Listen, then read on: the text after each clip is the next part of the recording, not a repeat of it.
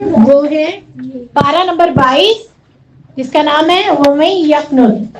ٹھیک ہے، سب میرے خیال سے تھوڑے فیڈ اپ ہوئے ہوئے، تو اس کے لیے سب سے پہلے ہم تکبیر پڑھ لیتے ہیں. کیا خیال ہے؟ اللہ اکبر کبیرا والحمد للہ کثیرا وسبحان اللہ بکرۃ وَأَصِیلا. اللہ اکبر کبیرا. ہاں جی، پھر کیسے ہیں سب بچے؟ اچھا، ابھی آپ لوگوں نے پارہ نمبر 21 پڑھا. پارہ نمبر 21 میں سورہ احزاب کا انٹروڈکشن آپ سب سن چکے ہیں؟ سورہ احزاب کا انٹروڈکشن تو سن چکے ہیں. اب جو ہم لوگوں نے سورہ احزاب شروع کرنی ہے وہ آیت نمبر 31 سے سٹارٹ ہوگی. ٹھیک ہے، تو جہاں سے یہ سٹارٹ ہو رہی ہے اس میں سب سے پہلے آتا ہے زینت کو چھپانے کا حکم اللہ کی طرف سے. ابھی تو ہم نے سورہ لقمان اور سورہ عنکبوت پڑھی. سورہ احزاب کا انٹروڈکشن بھی پڑھ چکے ہیں، نہیں ہوا؟ پڑھ لیا. اچھا، ابھی ہوا نہیں، چلے کوئی بات نہیں. میں آپ کو تھوڑا سا انٹروڈکشن بھی بتا دیتی ہوں. سورہ احزاب کا مطلب ہے گروہ. ٹھیک ہے، احزاب بتایا نا. اچھا، گروہ. اب آگے چلتے ہیں. سورہ احزاب میں احکام کس کس چیز کے دیے گئے، اللہ تعالیٰ نے ہمیں کیا سکھایا ہے. تو پیارے پیارے بچوں، سب سے پہلے آپ کو یہ بتاؤں کہ اللہ تعالیٰ نے سورہ احزاب میں زینت کو چھپانے کا حکم دیا ہے. زینت کیا ہوتی ہے؟ کپڑے. خوبصورتی، اپنے آپ کو بہت زیادہ پرومیننٹ شو کرنا، یہ ظاہر کرنا میں سب سے زیادہ خوبصورت دکھوں.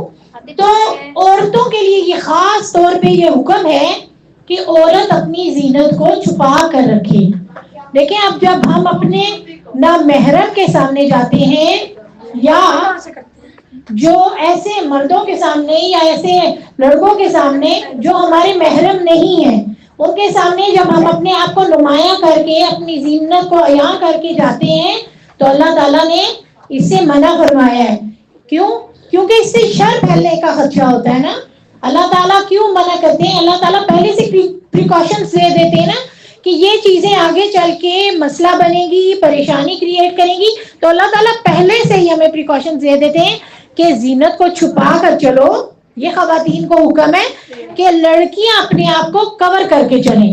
ٹھیک ہے، جب لڑکیاں بہت زیادہ اس طرح کا لباس پہنے گی، چست لباس پہنے گی، تنگ تنگ کپڑے پہنے گی تو وہ اٹریکٹ کریں گی نامحرم کو اور پھر شر پھیلے گا یا برائی جنم لے گی. تو اللہ تعالیٰ نے اس کام سے روکا ہے. پھر اس سے آگے آتا ہے یہ جو ہم باہر بازاروں میں جاتے ہیں اور بہت زیادہ تیار شیار ہو جاتے ہیں، اس وقت گھروں میں ماسیاں بن جاتے ہیں اور جب ہم جاتے ہیں بازاروں میں تو پھر ذرا سرخی پاؤڈر لگا لیتے ہیں. تو اللہ تعالیٰ نے کہا ہے کہ محرم کے سامنے آپ تیار ہو سکتے ہیں لیکن نامحرم کے سامنے آپ نے پردے کا بہت خیال رکھنا ہے. میرے گلے میں خراش آ رہی ہے. اچھا، کسی اجنبی سے نرمی سے بات نہیں کرنی، یہ خواتین کے لیے حکم ہے. اچھا، خواتین کو اللہ تعالیٰ نے کہا ہے نرمی سے بات نہ کرنے کا یہ مطلب نہیں ہے کہ کوئی نامحرم آپ کے سامنے آ جاتا ہے تو آپ اینٹ اٹھائیں اور دے مارے اس کے سامنے.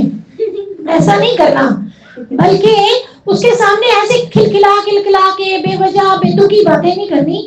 ایسے بات نہیں بھی کرنی تو میری بات تو سنیں نا ذرا، ایسے نہیں کرنا. لڑکیوں کو چاہیے اپنا رویہ ایسا رکھیں کہ وہ اپنی بات تو واضح کر دیں لیکن اگلے کے دل میں کوئی شک پیدا نہ کریں.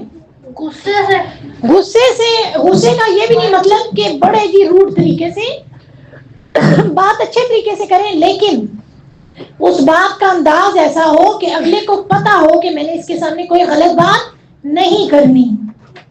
یہ کس کے لیے حکم ہے؟ عورتوں کے لیے حکم ہے. کیونکہ دور جاہلیت میں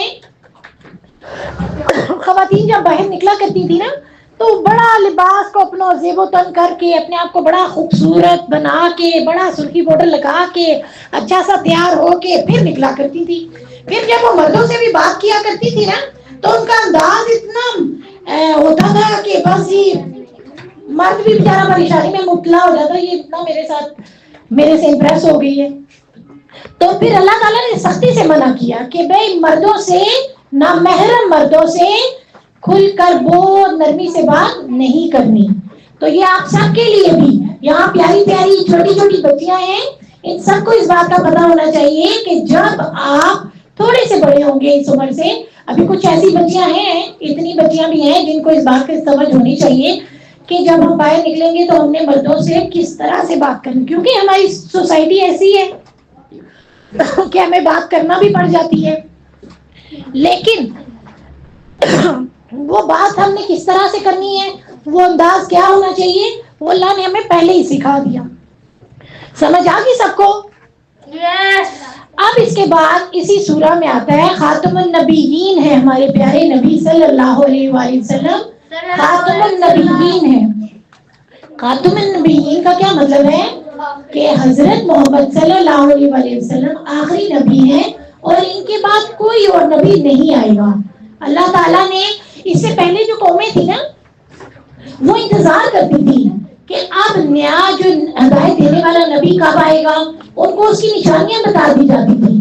اب جیسے ہم سے پہلے عیسائی تھے نا جو اپنے دین پہ تھے کیونکہ شریعت حضرت عیسیٰ کے پاس تھی، تو حضرت عیسیٰ نے کی کتابوں میں لکھ دیا گیا تھا کہ جو اگلا آنے والا نبی ہے وہ کیسا ہوگا. کہتے ہیں کہ وہ اپنی ان کی کتابوں میں حضرت محمد صلی اللہ علیہ وسلم کی اتنی ڈیٹیل میں ڈسکشن تھی کہ جیسے انسان اپنے بچوں کو پہچانتا ہے نا، میرے بچے کا رنگ کیسا ہے، بچے کے بال کیسے ہیں، آنکھوں کا کلر کیسا، یہاں تک ان کو بتا دیا گیا تھا، یہاں تک ان کو سمجھا دی گئی تھی یہ بات. ہاں وہ پھر اس میں تحریف کرتے رہے، چینجنگ لاتے رہے تاکہ وہ حق کو چھپا سکیں. لیکن اللہ تعالیٰ نے یہ بات کنفرم کر دی قرآن پاک میں کہ اس کے بعد اب اور کوئی نبی نہیں آئے گا. اگر کوئی نبی بننے کا دعویٰ کرے، یہ کہے کہ میں نبی ہوں، تو وہ جھوٹا ہوگا. بہت سے ایسے لوگ ہوتے ہیں وہ شر پھیلانے کے لیے، شیطانی کام کرنے کے لیے اپنے آپ کو اس طرح کا دعویٰ کرتے ہیں، تو ہمیں ان کو جھوٹا، ہمیں پتا ہونا چاہیے کہ وہ جھوٹ بول رہا ہے. پھر اس کے بعد اسی سورہ میں آتا ہے اللہ کے ذکر.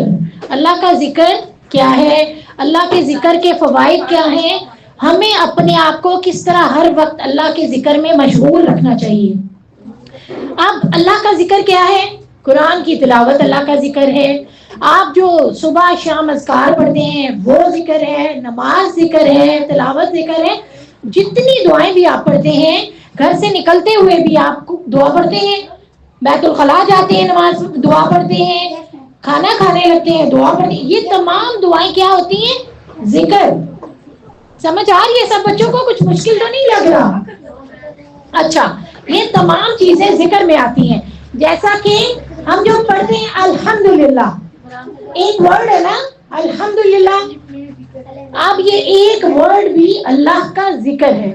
ٹھیک ہے، آپ کو نا ایک حدیث میں آتا ہے سبحان اللہ، ایک لفظ ہے نا، اس کی فضیلت اتنی زیادہ ہے کہ جو انسان، آپ صلی اللہ علیہ وآلہ وسلم نے فرمایا جو انسان ایک مرتبہ سبحان اللہ پڑھتا ہے، اللہ اس کے لیے جنت میں ایک درخت لگا دیتا ہے. میم رمضان میں اور بہت زیادہ درخت لگا. بالکل بالکل. اب یہ دیکھیں، وہ ایک درخت لگتا ہے عام روٹین میں، تو جنت رمضان میں تو نیکیاں بڑھ جاتی ہیں.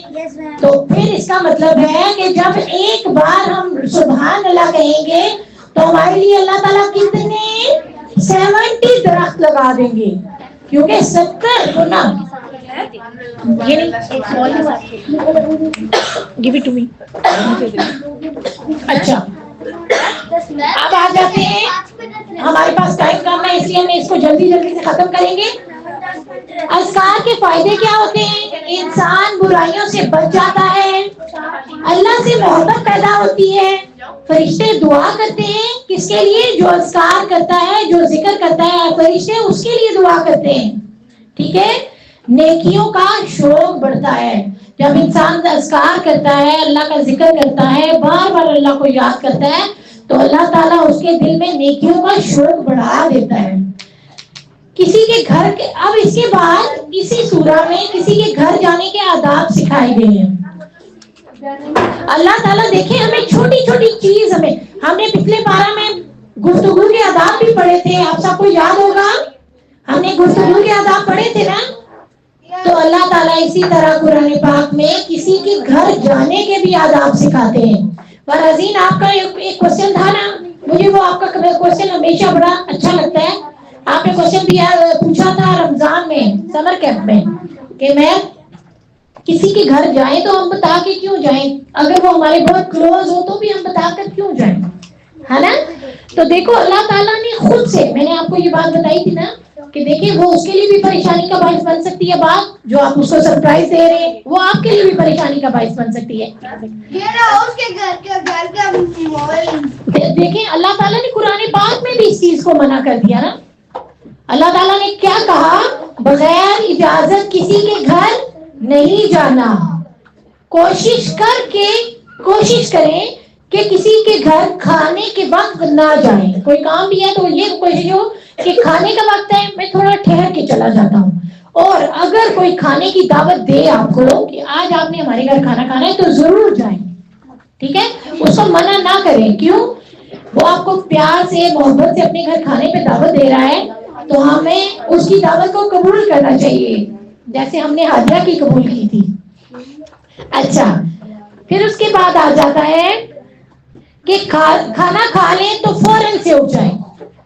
ایسا نہ کریں کہ اپنی کھانا کھا لیا، برتن اگلوں کے لیے مصیبت ہے، برتن بھی اٹھانے ہیں، دھونے بھی ہیں، گھر کو بھی صاف کرنا ہے تو آپ خوش گپیوں میں مصروف ہو گئے. نہیں، آپ نے کیا کرنا ہے، کھانا کھا لیا، اچھے طریقے سے کھا لیا تو کھانے کے بعد ان سے اجازت لیں اور اپنے اپنے گھروں کی طرف روانہ ہو جائیں.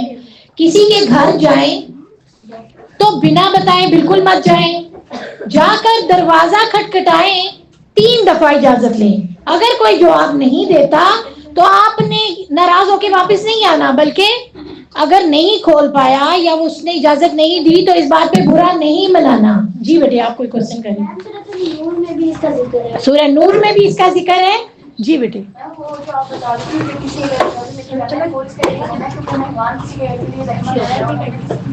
زحمت نہیں بننا، ہمیں اس کے لیے رحمت ہی بننا ہے، ٹھیک ہے. آگے آیت نمبر 56 میں درود پاک کی تاکید کی گئی ہے، ٹھیک ہے. یہ آخری آیت ہے. آیت نمبر 56 میں اللہ تعالیٰ درود پاک کی تاکید کرتے ہیں کہ اللہ تعالیٰ خود بھی آپ صلی اللہ علیہ وآلہ وسلم پر درود شریف بھیجتے ہیں اور فرشتے بھی.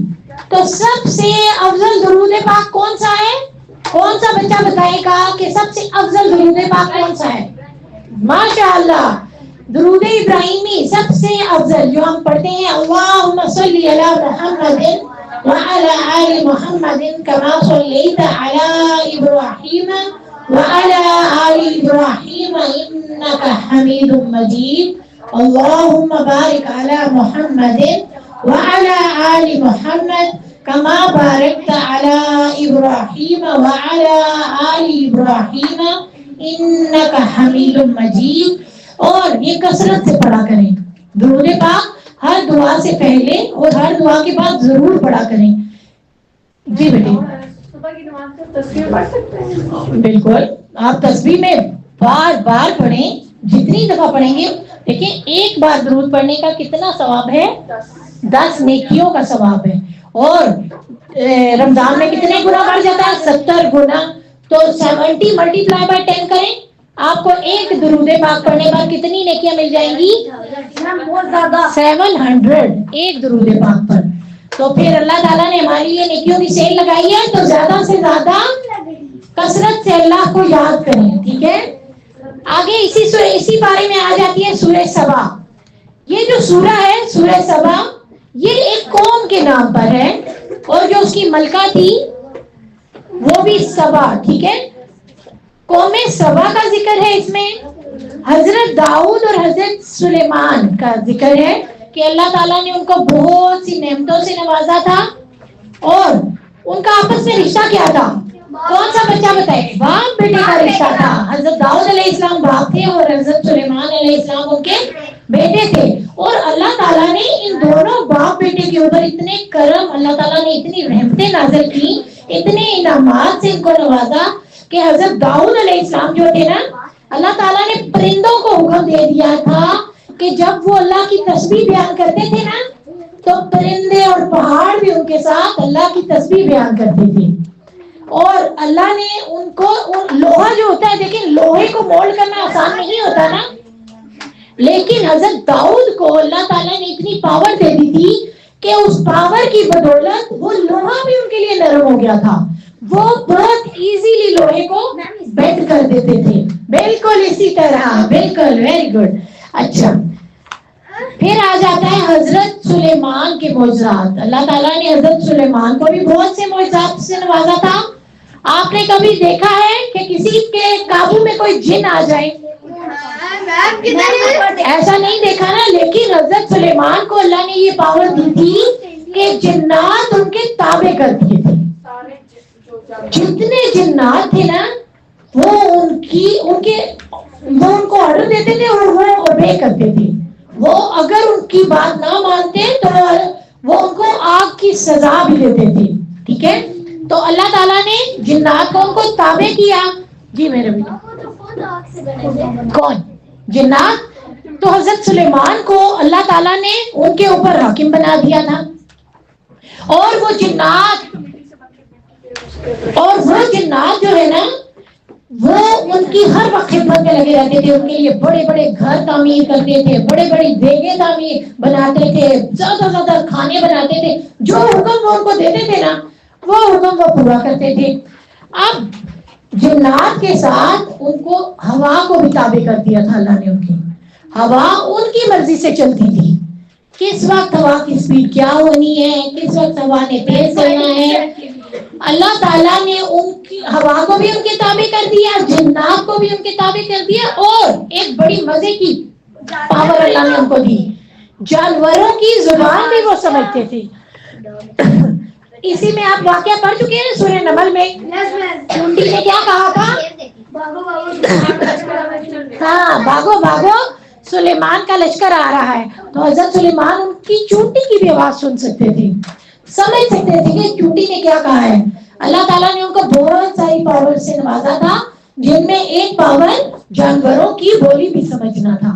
ٹھیک ہے، پھر اس میں ذکر آتا ہے حضرت سلیمان کی وفات کا، کیونکہ ہر چیز سے ختم ہونا ہے نا. ہر انسان نے موت کا، ہر نفس نے موت کا ذائقہ چکھنا ہے. کل نفس ذائقۃ الموت. اللہ تعالیٰ فرماتے ہیں کہ ہر نفس، کوئی یہ مت سمجھے کہ میں نے ختم نہیں ہونا، مجھے موت نہیں آنی. تو اللہ تعالیٰ نے واضح طور پہ قرآن مجید میں بیان فرمایا کہ ہر چیز نے موت کا مزہ چکھنا ہے. تو جب حضرت سلیمان کی وفات ہوئی تو یہ بڑا انٹرسٹنگ واقعہ ہے، آپ لوگ سنیں گے آپ کو بہت مزہ آئے گا. جب حضرت سلیمان کی موت واقعہ ہوئی تو وہ نا اپنی لاٹھی پکڑ کر کھڑے تھے. بس فرشتہ آیا، اس نے روح قبض کر لی. اب جنات جو تھے نا وہ اپنے کاموں میں مگن تھے، وہ ڈرتے بھی تھے حضرت سلیمان سے. وہ نہ سر اٹھا کے دیکھ بھی نہیں سکتے تھے کہ بھئی اب حضرت سلیمان ہمیں دیکھ رہے ہیں، اپنے کاموں میں جتے ہوئے کام کر رہے ہیں، یہ وہ بڑی مصروف ہے. اب حضرت سلیمان کی روح قبض ہوگی. ان کو پتہ نہیں چلا، جنات کو نا ان کو بالکل پتہ نہیں چلا کہ حضرت سلیمان اس وقت دنیا میں نہیں ہے. وہ کھڑے رہے لاٹھی کی بدولت. اب وہ جو ایک دیمک ہوتی ہے جو لکڑی کو کھاتی ہے، دیمک نہ آہستہ آہستہ اس کو چاٹنا شروع ہو گئی. اس لکڑی، وہ جو ان کی لاٹھی تھی یا وہ جو پکڑتے کھونڈی جو، اچھا وہ اس کو پکڑ کے نہ کھڑے ہوئے تھے، وہ چاٹنا شروع ہوئی. تو ایک دم سے جب وہ لاٹھی گری، تقریباً 300 سال سے زیادہ کا عرصہ وہ اسی لاٹھی پر کھڑے رہے. جنات بہت بڑے بڑے محل تعمیر کرتے تھے. سلیمان نے ایک دم سے چیز کہتی ہے 300 سال تک. ایئرز مجھے بھی کنفرم نہیں ہے. 3 سال، ہاں 3 سال نہیں. مسجد اقصیٰ نہیں، بہت مسجد اقصیٰ بھی جنات نے تعمیر کی ہوئی ہے نا. تو پھر فرشتوں نے کیا کیا، جب سیخ نے اس کو کھا لیا نا تو وہ گرے. تو پتا چلا کہ ان کو تب پتا چلا کہ آپ سے حضرت سلیمان کی روح قبض کر لی گئی ہے اور وہ اب اس وقت دنیا میں نہیں ہے. اس وقت جنات نے کہا اگر ہمیں پتا ہوتا تو اتنی دیر ہم ذلیل و خوار تو نہ ہو رہے تھے. جنات کو بھی غائب کا علم نہیں ہے. غائب کا علم کس کو ہے؟ صرف اللہ کو. اگر جنات کو ایسا علم ہوتا تو کیا وہ اتنی دیر محنت مشقت میں لگے رہتے؟ اچھا اس کے بعد آ جاتا ہے سورہ فاطر. سورہ فاطر یہ اللہ کے نام پہ ہے. اس کا دوسرا نام سورہ خالق بھی ہے. فرشتوں پر ہمارا ایمان ہے کہ ان کی فیملی نہیں ہوتی. ٹھیک ہے، فرشتوں پر ہمارا پورا ایمان ہے نا. اچھا فرشتوں کی کوئی فیملی نہیں ہوتی، ان کے بچے نہیں ہوتے. وہ ہر وقت اللہ کی عبادت میں مصروف رہتے ہیں. ٹھیک ہے، فرشتوں کے پر بھی ہوتے ہیں. جیسے حضرت محمد صلی اللہ علیہ وسلم نے فرمایا کہ جب انہوں نے حضرت جبرائیل علیہ السلام کو دیکھا تو ان کے 600 پر تھے. میم تو وہ دنیا سے بھی بڑے ہوتے ہیں میم. بہت بڑے بڑے پر ہوتے ہیں. دنیا سے بھی بڑے. اچھا اس میں ہمارے لیے عملی سبق یہ ہے نا اس سورہ میں کہ جیسے فرشتے ہر وقت اللہ کا حکم بجا لاتے ہیں تو ہمیں بھی چاہیے کہ ہم ہر وقت اللہ نے حکم دے دیا اس میں کوئی آرگو نہیں. حکم دیا آپ فوراً سے حکم کو بجا لائیں گے. اس کے بعد آ جاتی ہے اسی بارے میں آتی ہے سورہ یاسین. سورہ یاسین کا آغاز حروف مقطعات سے ہوتا ہے. ٹھیک ہے، آیت نمبر 12 بہت اہم ہے سورہ یاسین کی، جس میں جو عمل ہم دنیا میں کر رہے ہیں ان کا صلہ ضرور ملے گا. دیکھیں جو نیکی کر رہے ہیں اگر ان کو ان کا صلہ نہ ملے تو یہ ان کے ساتھ زیادتی ہے. یا جو کوئی برائی کر جاتا ہے دنیا میں تو اس کو اس کی برائی کا بدلہ نہ ملا تو یہ بھی زیادتی ہے نا. تو اللہ تعالیٰ آیت نمبر 12 میں فرماتے ہیں کہ جو بھی عمل ہم دنیا میں کریں گے اس کا ہمیں ضرور بدلہ دیا جائے گا قیامت کے دن. اور موت کے بعد صدقہ جاریہ کیا ہے؟ ٹھیک ہے، موت کے بعد ایسے کیے جانے والے صدقہ والے کام جو قائم رہتے ہیں وہ کون کون سے ہیں؟ اگر آپ کسی کو نماز سکھا دیتے ہیں، آپ کسی کے لیے پانی کا چشمہ کھلوا دیتے ہیں، آپ کسی کو کوئی دعا سکھا دیتے ہیں تو یہ سب کیا ہے؟ صدقہ جاریہ. آپ فوت ہو جائیں گے پھر بھی وہ صدقہ آپ کو اس کا ثواب ملتا رہے گا. جیسے کہ دیکھیں سب سے پہلا قتل کس نے کیا تھا؟ قابیل کا آپس میں جھگڑا ہوا تھا تو قابیل نے جب اپنے بھائی کو قتل کیا، اب جتنے قتل دنیا میں ہوتے رہیں گے قیامت تک اس کا گناہ اس تک جاتا رہے گا. اسی طرح جو نیکی، جیسے آپ نے کسی کو نماز سکھائی، کسی کے ساتھ اچھا کام کیا، اس کو گناہ ملتا رہے گا کتنے بالکل ملتا رہے گا. اچھا آج آپ لوگوں کو ایک ایکٹیویٹی دے رہی ہوں، سب بچوں نے یاد رکھنی ہے. ہاں بالکل جاتا رہے گا بالکل. اچھا ایک اور بات بتائیں، ایک اور ایکٹیویٹی آپ سب کو دینی ہے. آج گھر جا کے اپنے بھائی کو، اپنی بہن کو، کزن کو، کوئی فرینڈ ہے، کوئی محلے دار ہے، کسی کو ایک ایسی نیکی سکھانی ہے. کوئی دعا سکھا دیں، کوئی اچھی بات سکھا دیں، بھئی جھوٹ نہیں بولو، جھگڑا نہیں کرو، کہ اس کو آپ کے لیے صدقہ جاریہ بن جائے. ٹھیک ہے، سب بچے یہ کام کریں گے؟ اب ہم نے اس بارے میں کیا سیکھا، ہم جلدی سے اس کا خلاصہ دیکھ لیتے ہیں. سب سے پہلے پردے کا اہتمام، کہ ہم نے پردے کا خاص خیال رکھنا ہے. نبی کریم آخری نبی ہیں، ان پر ہم درود شریف بھیجیں گے صلی اللہ علیہ وسلم. اللہ کے ذکر کے فائدے پڑھیں، کسی کے گھر جانے کے آداب سیکھیں. حضرت داؤد، حضرت سلیمان کے اوپر اللہ کے انعامات دیکھیں. فرشتے اللہ کی مخلوق ہیں یہ پڑھا، اور صدقہ جاریہ کیا ہے یہ پڑھا. سب کو کلیئر ہے؟ دعا پڑھ لیتے ہیں.